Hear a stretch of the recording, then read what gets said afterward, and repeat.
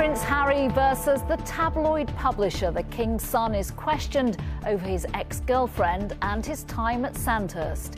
He's trying to prove journalists working for the Mirror Group got stories about him illegally. The publisher says none of its journalists were arrested when others were convicted of phone hacking. Also this lunchtime, the devastation after the dam explosion in Ukraine. The latest on what's happening and what's at stake. Strike UK. Security staff at Heathrow say they'll walk out again, this time over the summer holidays. The celebrity weight loss drug being trialled on the NHS, but how easy will it be to get? And the council considering giving the late, great Paul O'Grady a rare honour.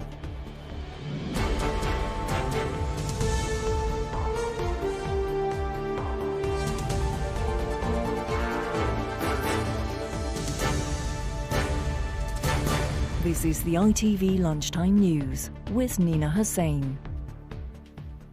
Good afternoon. The King's youngest son was back in court today as he tries to prove tabloid newspaper journalists hacked his phone to get stories about him. Prince Harry faced a second day of cross-examining by the lawyer for the publisher Mirror Group newspapers.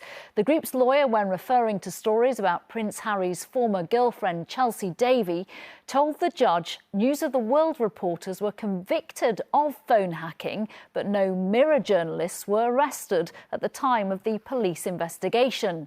Harry said he didn't believe Chelsea Davy would have given her phone number to any journalists. With the latest from the High Court, here's Ellie Pitt. Prince Harry has spent his life in front of the lenses of thousands of cameras, and today was no different. But now he wants to turn the attention back on those who put him in the spotlight. He arrived at court this morning for a second day on the stand, taking questions from lawyers. The Duke of Sussex is suing Mirror Group newspapers, who he accuses of publishing articles using personal information its journalists obtained illegally and through phone hacking. This morning's hearing began with a report that he got preferential treatment at Sandhurst while he had a knee injury, which Harry says caused him to distrust the medical staff at the Officer Training Academy. He claims press intrusion led to paranoia and depression, and reports printed about him created distrust in his relationships. Referring to the articles, he told the court this morning, "It was somewhat distressing going through this with the legal team. Most of them were equally distressing then, and more distressing today going through this process." Very private details about Prince Harry's relationship with Chelsea Davy were also discussed in court this morning, including an article that reported she screamed at him for half an hour on the phone after he visited a lap dancing club. The Duke told the judge that he never told the palace about his relationships and doesn't believe Chelsea would have given her phone number to any journalists. Amongst the journalists Harry points to is former Daily Mirror editor Piers Morgan, who Harry has said subjected him and his wife to a barrage of horrific personal attacks in the hope he would back down. Well, I can't comment while it's all going on, as you guys know, but he's perfectly entitled to his opinions, and I will be perfectly entitled to have mine. Prince Harry told the court he believes phone hacking was happening on an industrial scale and has said previously changing the press is now his life's work. But Mirror Group is contesting his claim. Ellie Pitt, ITV News. Our correspondent Rebecca Barry has sat through the evidence this week and joins me live now from the High Court. Rebecca, what are your observations from today's exchanges so far? Well, Prince Harry certainly seems more confident in the witness box today. He even began by slightly interrupting the defence barrister just as he was about to launch into his cross-examination by saying good morning, which caused a bit of amusement in the court. For more than 7 hours now, yesterday and today, the barrister has been challenging him on these 33 articles that he claims were the result of either phone hacking or other illegal tactics. In each case, the barrister put to him that they came from either information that was already out in the public domain or was sourced from legitimate sources. When asked about the lack of any call data as evidence for phone hacking, Prince Harry said that they would have used burner phones, that they would have gone to extreme lengths to cover their tracks.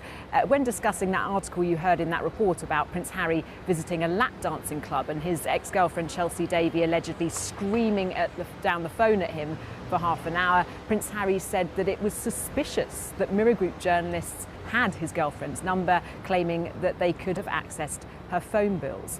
One other moment that stuck out to me, he was asked if he would feel disappointed if the court finds that he was not hacked by Mirror Group journalists, and Prince Harry said that he would feel some injustice if it wasn't proven, and that he believes that hacking went on an industrial scale. He was asked, so you want to have been phone hacked? He replied, nobody wants to be hacked.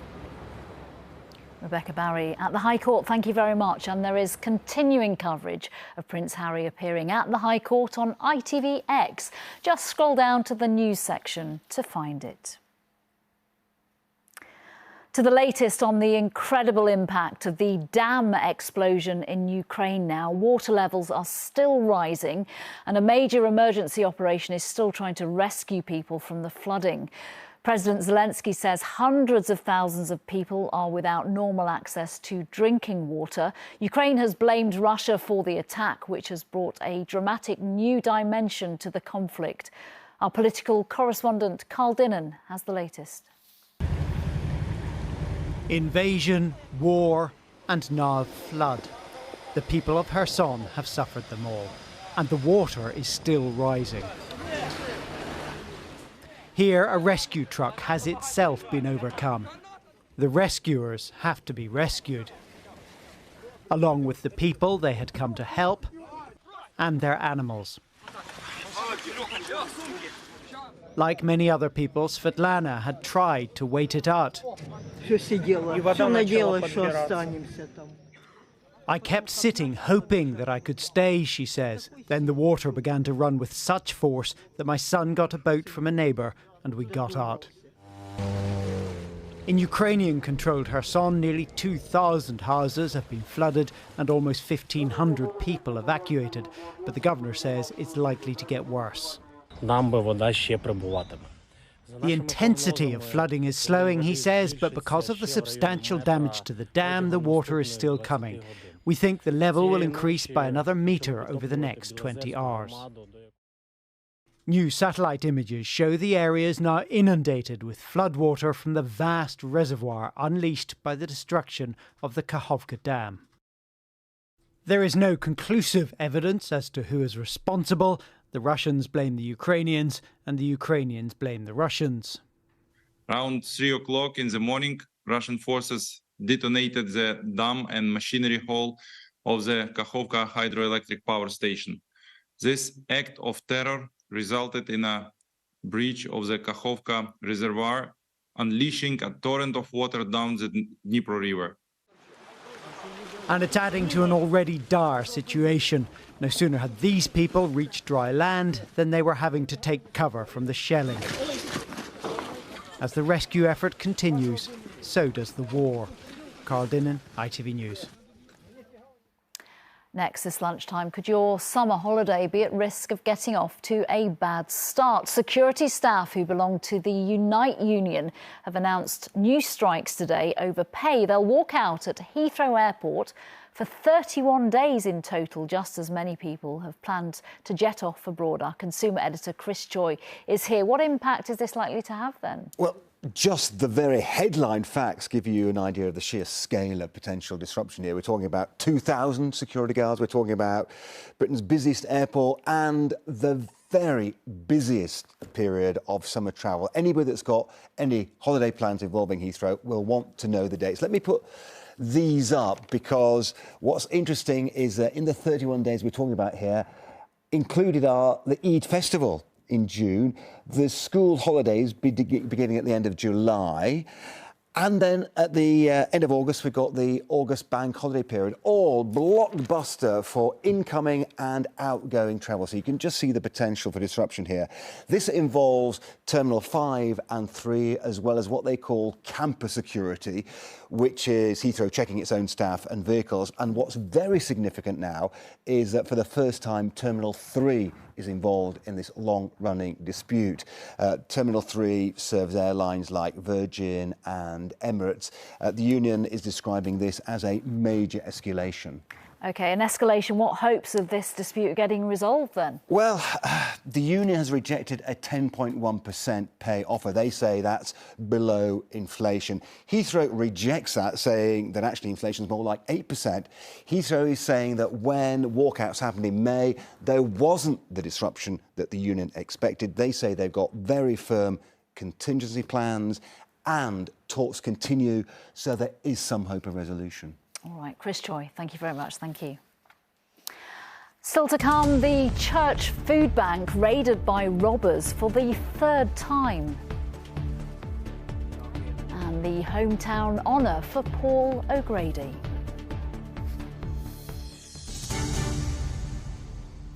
First, Rishi Sunak is in Washington ahead of his first meeting with the US President at the White House since becoming Prime Minister. He'll hold talks with President Biden tomorrow after a series of appointments with business leaders, baseball players and other politicians today.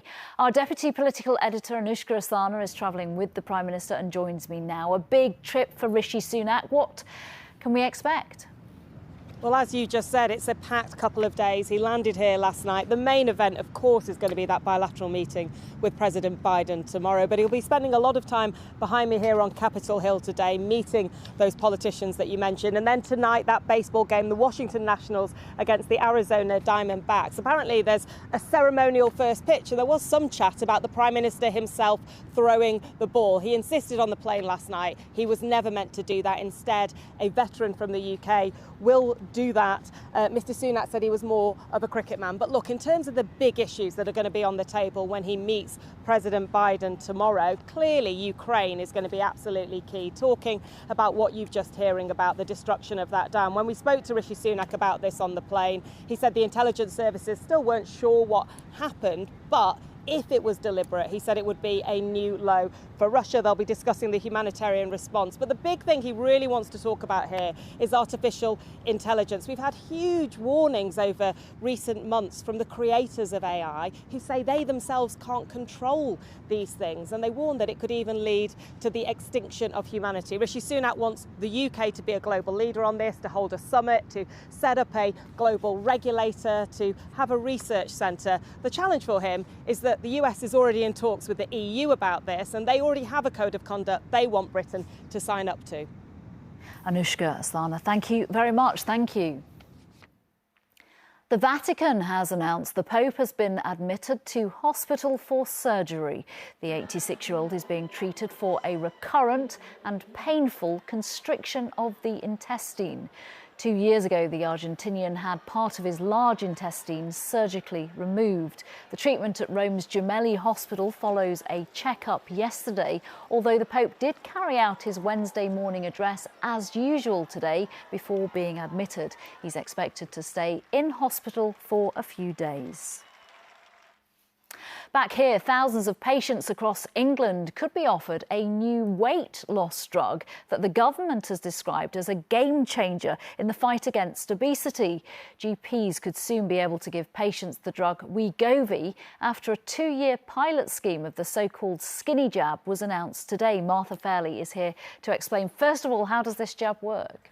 Well, Wegovy is the brand name for a drug called semaglutide. It mimics the hormone GLP-1, which is produced after you eat food. It basically creates a feeling of being full and suppresses the appetite, and also stops food from moving through the gut so quickly. It's taken as a regular injection, and in clinical trials, it's been seen to help people lose over 15% of their body weight in 1 year. It does have side effects, including constipation and diarrhea, not particularly pleasant. And another brand of semaglutide called Ozempic is already being used to treat patients with type 2 diabetes in the UK. Now, I spoke to Dr. Azar Zafar, a GP in Northampton, who says the results so far are impressive, but the drug needs to be used along with other changes to lifestyle. We also suggest that when you are at that stage where we are giving you the medicines like injections, then still they need to continue with the lifestyle and dietary changes, because if they continue to eat excessive calories, excessive, unhealthy food, then these medicines are not going to play a major part. So at this stage, with this pilot being announced, who will be able to get it? Well, the guidelines from the drug regulator, NICE, say that Wegovy should only be used for patients with a BMI of over 35, so that's severely obese. And it restricts the use to specialist weight management services that are usually based in hospitals. That means only around 35,000 patients can access it. To put that in perspective, that's about 1/10 of the population who are overweight. So the government's announced £40 million for a pilot to look at other ways to deliver the drug, including perhaps through GPs. They don't have any details of exactly how that's going to be done yet. And they're also going to look at more ways of managing weight loss in the community. Now, as well as the NHS, Wegovy can be bought privately in pharmacists. And this is all very well, but the manufacturer hasn't actually even announced a launch date in the UK yet. So in terms of when people will be able to get it, we just don't know. OK, Martha Felly, thank you very much. Thank you. Police have released dramatic footage of a drunk woman driving the wrong way on the M5. Dorothy Denny, who's 65, drove for more than 2 miles towards other vehicles near Tewkesbury in Gloucestershire last October. She was more than 3 times the legal limit and eventually crashed into another car. The driver of that car suffered a broken arm and whiplash. The passenger had whiplash and bruising. Denny was given a 20-month suspended prison sentence and a £10,000 fine and banned for driving for 10 years. The police released the footage today to highlight the dangers of drink driving. A food bank run by a church in Swansea has been robbed for the 3rd time. Some of the much-needed items stolen included food for families and baby toys, but donations have poured in as the community rallies to support those most in need. Our Wales reporter Rhys Williams is there and has just sent this. Yes, a really appalling crime here at the food bank in the St Thomas area of Swansea. This food bank doesn't just stock food, but also bikes and children's toys to be able to give out to people in the community. All of it gone overnight on the weekend. I'm joined now by Reverend Stephen Bunting. Tell me what happened. So we opened up on Monday to move our food into our church where we give the food away, and all the bags have been taken, all the existing food supplies have gone, and those other items as well, a bike and some children's toys from our baby charity. Awful. But you've had an incredible response from the community, as well as the Prince and Princess of Wales, I understand, who visited you, of course, a few months ago. Yeah, it's been crazy. The response, it's been so hard to be discouraged when we've been surrounded by so much love and generosity. We've had people coming in donating the £5, all the way up to the local working men's club, the local schools and businesses. And as you said, the Prince and Princess of Wales contacted us earlier to offer their love and support as well. And they're going to be giving a donation, I understand, as well. Absolutely, yeah. They would like to replace the food that was taken. So, yeah, they very much want to do that. It's great to see you back up and running. What would your message be to the person who did this? Because I think you suspect that this was someone who has used this food bank before. Yeah, I think it probably is because of the knowledge that they would have had of where food was kept and things like that. My message would be to come here. The name above the door says welcome home. Coming in, have a cup of tea, have a bacon sandwich or some breakfast on us, and we'd really like to help you change your life, to turn it around from where it is now, the desperate situation you're in. We really want to see that transformed. Reverend, thank you very much for your time here this morning. As you were hearing there, most of the stock, if not all of it, is now been replaced, and so this food bank is back up and running after quite an awful event over the weekend. Rhys Williams reporting there. The family of the former Coronation Street star Julie Goodyear has announced she's had a heartbreaking diagnosis of dementia. Now listen, duck egg, if you don't shut up, suck up and shove off within the next 10 seconds, your love life could take a sudden turn for the worse. So many of us will remember her on our screens as the straight-talking Bet Lynch, one of the best-loved barmaids to run the Rovers' return. Her husband, Scott, said today that he and his wife were coming to terms with the diagnosis and had decided to make the announcement because Julie still loves visiting friends and eating out. Inevitably, she is recognised and fans love to meet her and but she can get confused if she is tired. He said he hopes people will understand. Finally, this lunchtime, how best to honour Paul O'Grady's incredible legacy where he was born. The council is considering awarding the Birkenhead star the freedom of the Wirral, a posthumous and rare privilege. Faye Barker now on the tribute to a campaigner, presenter and comedian. Aren't you pretty? Much loved and much missed. Since his death in March, various plans have been growing for how to honour Paul O'Grady, from a £300,000 tribute fund at Battersea to almost 215,000 fans calling for a statue in his hometown of Birkenhead. Well, good evening and welcome to my little show. Later today, Wirral Council's expected to recommend that entertainer who brought us Lily Savage be posthumously honoured with the Freedom of the Borough, the highest award the council can bestow. It's said, this is a very significant step for the council to take. Very few people have been awarded this status, and it should only be awarded to someone who has made an exceptional contribution. He started off in Birkenhead, and I mean, he always came back to his roots. And at the end of the day, I mean, everybody goes, oh, he's from Liverpool, he's not. We don't get many celebrities from this side of the water. He's worked hard for what he's got, and that's the main thing, isn't it? It'll please him up there. As well as recognising his showbiz legacy, Wirral Council has highlighted the work Paul O'Grady did in the area he grew up, calling him a national treasure. Pack it up, thank you. Pack it up, Dad. Lily Savage may have had a sharp tongue, but the person under that towering wig always championed those in need. People say to me, why would you never get up as yourself and do stand-up? And I always say, because that would be my opinion. And I'd be scared of offending, to tell you the truth. But as Lily, you can get away with murder. If only we could know what Paul O'Grady would have said about being given the freedom of the borough where he grew up. Faye Barker, ITV News. That's all we've got time for so far today. The latest Where You Are is coming up next. Mary's back with the ITV Evening News at 6:30 from me and everyone on today's Lunchtime team. Bye-bye.